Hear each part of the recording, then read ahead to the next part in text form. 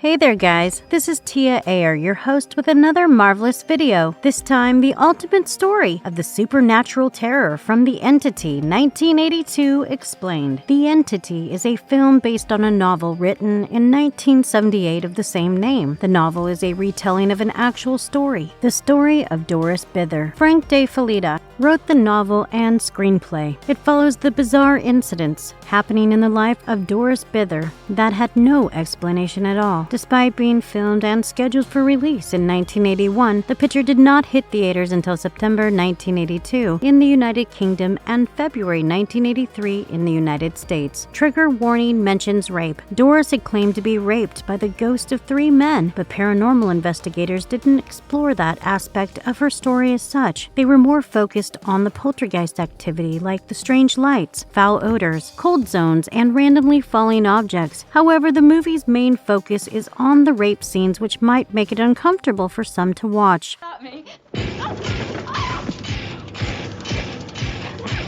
The story's interpretation of Sidney J. Furie is perhaps as much about early 80s America as it is about the paranormal.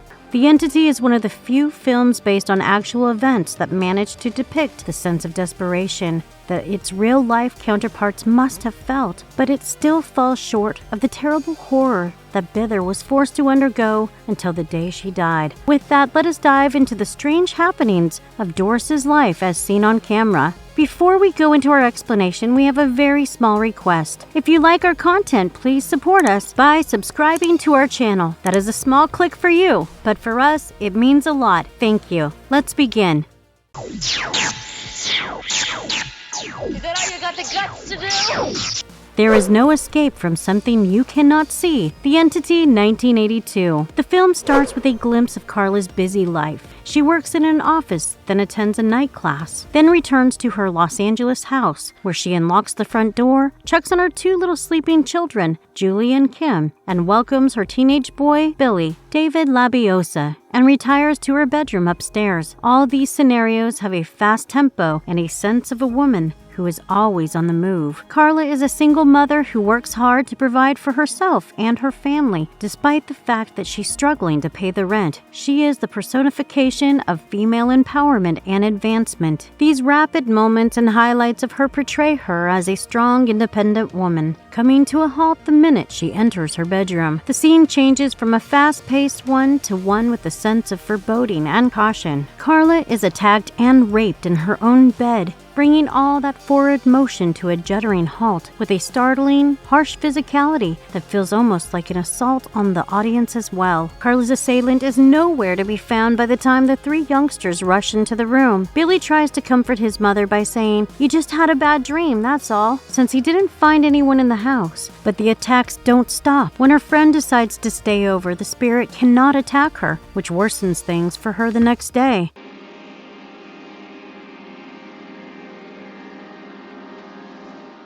Car gets possessed and she loses control of it, and she drives headfirst into the oncoming traffic. Barbara has done a great job expressing the distress one would feel in a similar situation. This incident finally prompts Carla to seek professional help. She meets with Dr. Schneiderman and tentatively agrees to therapy. He doesn't seem to believe her experiences, even when she gets attacked and assaulted in the bathroom. She has multiple bruises in places she can't reach on her own. Still, he believes they are self-inflicted despite their position and places she can't reach. Carla is driven home by Dr. Schneiderman, who meets her children. She tells him about the sexual and physical violence she endured as a kid and as an adolescent. She also tells him of the horrific death of her first husband and as well of her teenage pregnancy. Dr. Schneiderman feels her paranormal encounters are delusions caused by her previous psychological trauma, but he agrees to keep an open mind at her request. Carla is attacked again shortly after Dr. Schneiderman leaves, this time in front of her children. It is a horrifying and gruesome scene that leaves you reeling in shock, disgust, and discomfort. When her son tries to intercede, he is struck by what looks like lightning and breaks his wrist. Real-life Carla Moran's teenage son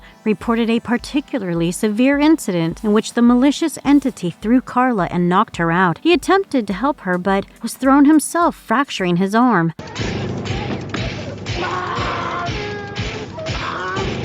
The next day, Carla attends a staff meeting hosted by Dr. Weber, a colleague of Schneiderman's, to discuss her case. And as soon as she leaves, Weber expressed his conviction of the Moran family's experiences are all the result of a mass delusion caused by Carla's disordered psyche, sexual frustration, and tendency to masturbate. Dr. Schneiderman and his colleagues believe that Carla's attacker is only a psychic projection of Carla's prior trauma and doesn't think much of her experience. Carla is misled into having an orgasm while sleeping by the entity who appears to stroke her nipples. Interestingly, it is not her natural breast shown in the film. The visual effects team created a prosthetic breastplate and whole body that could be indented from below, pretending fingers that touch Carla's body during the scenes where the entity assaults her at night, touching her breasts while she is sleeping. Dr. Schneiderman wants Carla to check herself into a psychiatric facility for monitoring the next day. She refuses his suggestion and becomes enraged when Dr. Schneiderman suggests that she has incestuous affections for her son, which is quite understandable. Barbara does a great job portraying the emotions of a helpless woman who no one believes.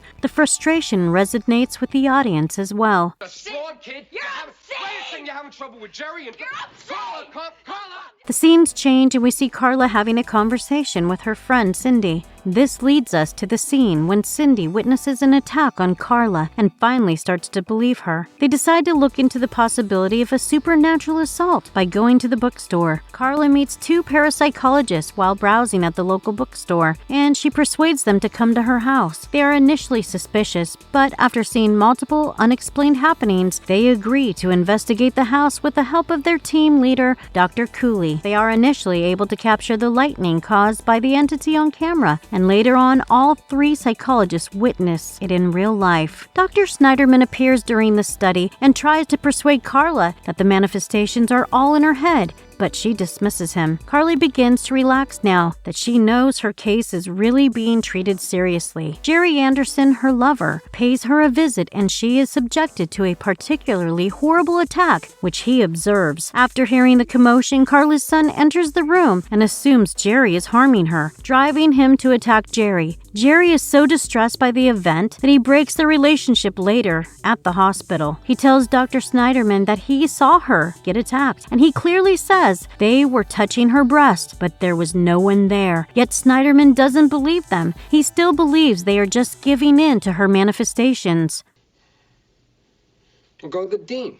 Maybe he can do something. Maybe he can pull those creeps back. Carla accepts to participate in the intricate experiment conducted by Cooley's team because she is desperate for a solution to find a way to end this nightmare. To entice the creature into a trap and freeze it with liquid helium, the team of psychologists build a full-scale replica of her residence. Dr. Schneiderman tries unsuccessfully to persuade Carla to leave before the experiment begins, confirming an unusual personal interest in her predicament. And when the creature appears, it takes control of the helium jets and uses them on Carla. She proudly confronts it, declaring that while it may kill her, it will never possess her. The tanks explode at this precise moment, flooding the premises with liquid helium. Just in time, Schneiderman arrives to save her. They see the entity has been caught in a massive pile of ice as they glance back. However, it rips loose and vanishes almost instantly, but Schneiderman understands Carla had been telling the truth all along. Despite the ice block's destruction, Dr. Cooley believes that she is a crucial witness in Dr. Weber. Much to her dismay, Weber chooses to believe that he was not present when the incident occurred. The next day, Carla returns to her home. She is greeted by a demonic voice saying, "Welcome home, cunt," as the front door slams shut on its own. She quietly opens the door,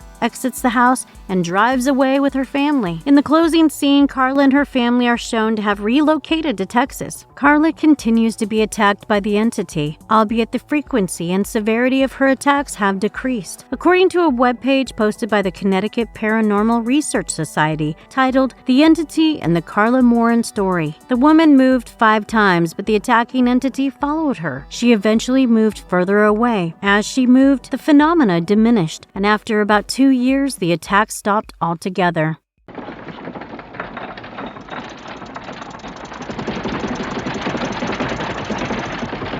A violent and invisible ghost, the Entity. The Entity was a violent and invisible ghost or demon with characteristics similar to medieval incubuses and poltergeists. The creature is famed for its repeated rape of the female protagonist of the film. While the events are highly controversial, they are allegedly based on actual incidents. The Entity is a supernatural antagonist of the film, and the real-life Carla Moran. It is a pure evil force that brutally rapes and attacks her on a regular basis.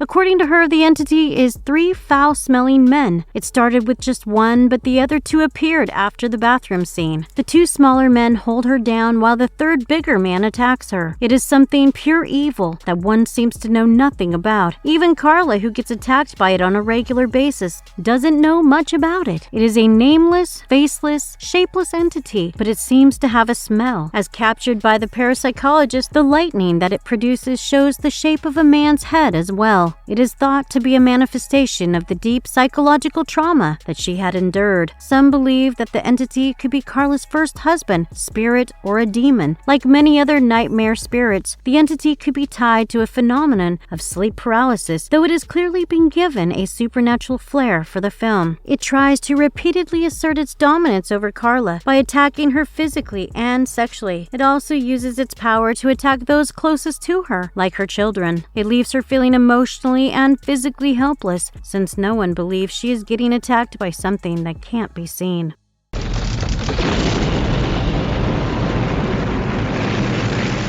Why should you watch The Entity, 1982? Film scholar Daniel Kremer had interpreted The Entity, calling it a parable for female sexual victimhood. While talking about Carla, he says that she is a woman who goes head-to-head with a gaggle of men, including the Entity itself. If the men of the film do not undermine her credibility or sanity, they objectify her, exploit her victimhood, belittle her ability to take control of her unfortunate circumstances, and ultimately give her the dignity of a glorified lab rat.